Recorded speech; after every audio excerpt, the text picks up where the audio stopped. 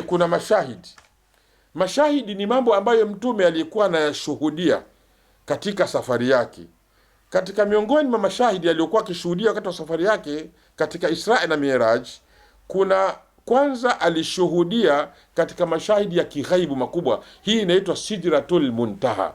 Sidratul Muntaha ni mti mkubwa sana.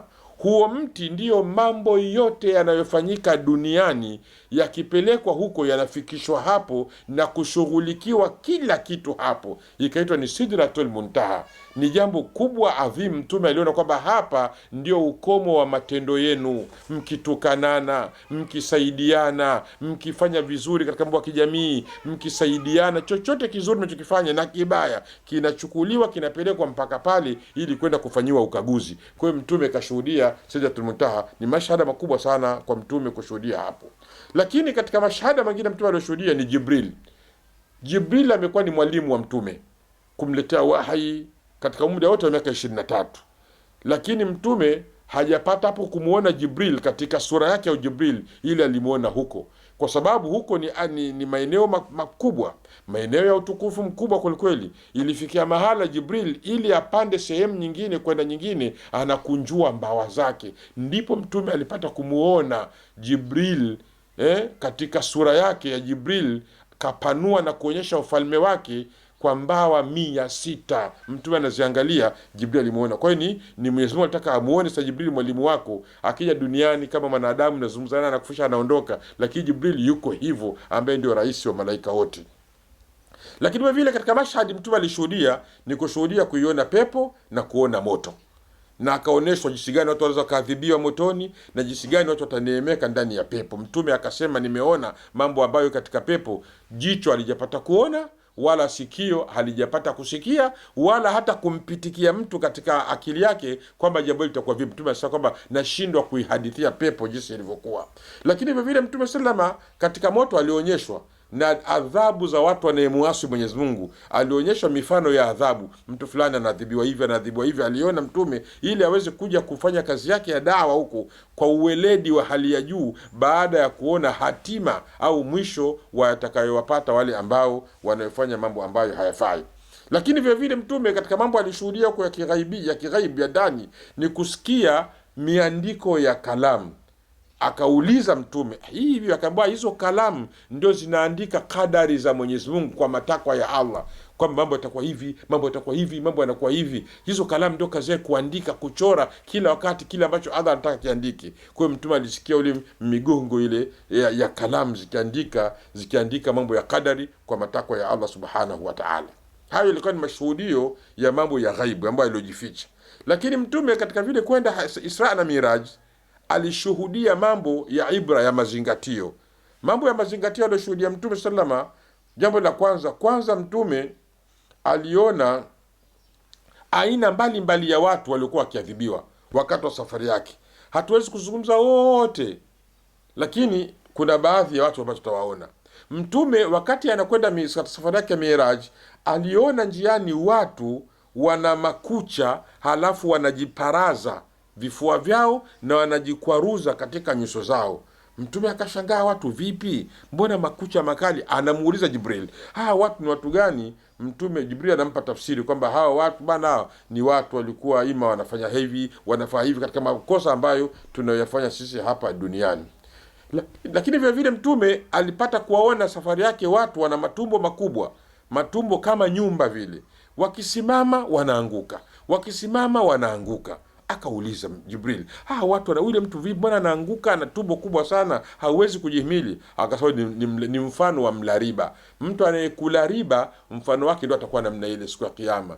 Atakuwa atafuliwa na tumbo kubwa sana, sasa kila akiamka na mzito uzito anaanguka. Kwa hiyo kula riba katika Uislamu ndio tukakatazwa. Athari zake ni hizo ambazo mtume alishuhudia kwamba kula riba maana yake mtu wewe utakuja kufufuliwa na sura ya namna hiyo ya tumbo kubwa, ukisimama unaanguka kama vile umepatwa na sheitani. Ndugu zangu wa Kiislamu, nikisema hapa naweza niwasema vijana nichomekee kidogo kwamba bahati nzuri leo mifumo ya uchumi wa Kiislamu ipo, mabenki ya Kiislamu yapo, mambo ya uwekezaji Kiislamu upo. Kwa hiyo tujitahidi sana kuanza kuingia katika mifumo hiyo. Na hata vile nichukue fursa hii kuiomba nchi yetu sikivu, viongozi wetu waturahisishie zaidi na watuwekee mifumo, kila mifumo ambayo ni ya kidunia ipo, basi na mifumo ya Kiislamu, ili Waislamu ambao wanaogopa kukutwa na hali kama hizi za matumbo makubwa kwa sababu ya kula riba, basi wawekee mifumo yao ambayo watakwenda kwa nidhamu ya nchi inavyotaka, utaratibu wa nchi unavyokwenda, kodi zilipo kama kawaida, tozo zitolewe kama kawaida, lakini mfumo unaokwenda ni mfumo ambao utakuwa hauna riba, ili kuepukana na hali kama hizo ambazo Mtume alionyeshwa mfano wake wakati wa safari yake ya Miraj. Lakini vile vile Mtume katika safari yake Miraj aliwaona watu vichwa vyao vinapondwa, alafu vikipondwa na jiwe kubwa, alafu baadaye vichwa vinarudi tena, vinapondwa na jiwe kubwa, alafu vinarudi tena. Mtume aliona. Mtume akauliza, hawa watu wa namna gani? Akaambiwa hawa ni watu ambao walikuwa wanaidharau swala. Angalieni hatari zetu, ndugu zangu watazamaji, watu ambao walikuwa wanadharau swala, wanaidharau swala. Vyote itakavyokuwa, tujitahidi tuswali, tuwe na udhaifu mdogo sana katika swala. Muda umefika, swali kadhalika, lakini kuidharau swala moja kwa moja, athari yake au adhabu yake ndio hiyo. Unakwenda mtu kiyama, halafu unachukuliwa jiwe kubwa, unapondwa nalo, unarudi unapondwa nalo, unarudisha unapondwa nalo. Kwa hiyo aliambiwa kwamba athari ya watu wanaoidhalilisha swala, watu ambao wanaidharau swala, basi adhabu yao ndio hiyo. Hii ni mambo ambayo Mtume alikuwa ni mashahidi ya kimazingatio aliyaona. Lakini vile vile Mtume alishuhudia katika mambo ya mazingatio ulimwengu wa mitume. Kama tulivyosema, kawakuta mitume Baitul Maqdis akawaswalisha, halafu kawakuta mitume tena kule mbinguni katika kila wingu, kawakuta mitume wanastarehe kabisa na kawaona. Kwa hiyo ni kwamba hii maana yake ile kuwaswalisha mtume na kuja kuwaona tena kule mbele, ni kwamba huu ni utaratibu wa kitandhimi ya hali ya juu. Mitume amewaswalisha mtume Baitul Maqdis, halafu anapanda mbinguni, anafika mbingu ya kwanza tu pale, anaingia ndani, anamkuta Mtume Isa na Yahya alayhi salatu wasalam wako pale.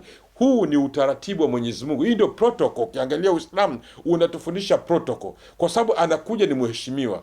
Kama anayekuja ni mheshimiwa, wewe ambaye ni mtu unayeongozwa, tangulia kuwepo mheshimiwa kukute. Haya ni mafunzo ya Kiislamu.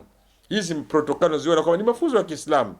Narudia tena kama mjafahamu, Mtume sallallahu Muhammad amewaswalisha mitume wote pale Baitul Maqdis, lakini na ni usiku huo. Baada ya pale Mtume akaanza safari. Angalia, anafika mbingu ya kwanza, anamkuta Isa na Mtume Yahya, wa pili anamkuta Yusuf, anamkuta si Harun, anamkuta Idris na kadhalika mpaka Mtume Ibrahim. Vipi wakute kule? Huyu ni mtukufu, Mtume Muhammad sallallahu ni mtukufu, na hawa ndio ni mitume, lakini wao amewazidi cheo cha daraja. Kwa hiyo kiprotokali, wakati anapopita mahala lazima wao wawepo. Kwa hiyo ndio sisi tunafundishwa namna hiyo Waislamu, tuwe na protokali. Tusema mbona hivi? Hapana, rais amekuja, kiongozi fulani, jitahidi kutangulia mwanzo akukute. Hii ni heshima. Waislamu ni watu wa nidhamu, watu waliopangika katika mipango ambayo wewe huwezi kufikiria. Mwenyezi Mungu alikuwa anatuonyesha hapa athari mbalimbali za kimazingatio. Kwa hiyo tutakapata ile anatamba amekuja, hapana. Hata Mtume Muhammad alifanyiwa hivyo hivyo, ili kuonyesha jambo hili ni muhimu sana kufanywa. Hii ndio jambo la kiheshima na watu kuheshimiana. Katika masala mengine, nikiendelea katika mwisho wa mazungumzo yangu ya Isra na Miraj, ni kwamba wakati Mtume anakwenda alipata kusikia harufu nzuri. Aliposikia harufu nzuri, mbona nimesikia harufu nzuri hapa? Akaambiwa, hii harufu nzuri umeisikia ni ya yule binti alikuwa ndiyo anamsuka mtoto wa Firauni, au katika familia ya Firauni. Yule mama wakati anamsuka, yule anaitwa Mashita binti Firauni, ambaye alikuwa anamsuka binti wa Kifiraun, yule mama chanuo lilimdondoka, yule msushi anayesuka. Lilivyomdondoka chanuo lile, kuna maneno aliyasema yule mama kwamba uhiliki utawala wa Firaun. Wale wakamsikia, wewe unasema uhiliki utawala wa Firaun, wakati Firaun ndio anadai kwamba ndio Mungu pale. Akaonekana huyu mama ana itikadi tofauti na ile itikadi ya Firaun. Kitendo kile, yule mama pale basi aliadhibiwa, lakini akawa yeye katika nini, katika msimamo wake yeye na watoto wake wote wakaja wakaadhibiwa. Kwa hiyo ile itikadi aliyofia nayo ya kumwamini Allah, basi Allah alimpamba na harufu nzuri. Ndio Mtume aliuliza, mbona harufu nzuri? Akaambia harufu hiyo ni ya yule msushi wa Firauni. Hii ni katika masala ya kimazingatio. Kwa hiyo ndugu zangu, ukiangalia hapa unakuta tumeizungumza hii Isra na Miraj katika sura ya safari yenyewe jinsi ilivyokuwa, lakini na mazingatio ambayo yanapatikana, na ndivyo inavyotakiwa Waislamu wasome historia katika sura hizi. Historia sio kisa tu, ni kisa ambacho ndani kina mazingatio. Tunatoa zingatio moja kwa moja ili itusaidie historia hiyo katika kuja kufanyia kazi katika dunia yetu au katika ulimwengu wetu au katika mambo yetu ya kila siku. Ndugu zangu, nachukua fursa hii ya kuendelea kukutakeni tuwe pamoja sana katika hii Wanazuoni TV, kwa sababu kuna mengi sana ambayo mtayapata. Hawa ni wanazuoni maalum ambao wanazuoni wako pamoja. Kazi yao kubwa ni kuhakikisha kila zuri walifikishe katika umma, ili umma ukose sababu ya kutojua kitu fulani, ambayo kuna masala ya fatwa mbalimbali, maelekezo mbalimbali, na kuelezwa visa katika sura ambazo ni nzuri, ili ziweze kufahamika na historia ifahamike, katika lengo la kujenga Uislamu, lakini kujenga jamii, kujenga nchi zetu, kujenga dunia yetu na jamii yetu katika misingi ambayo ilikuwa ni bora. Mwishoni kabisa niseme kwamba tusisahau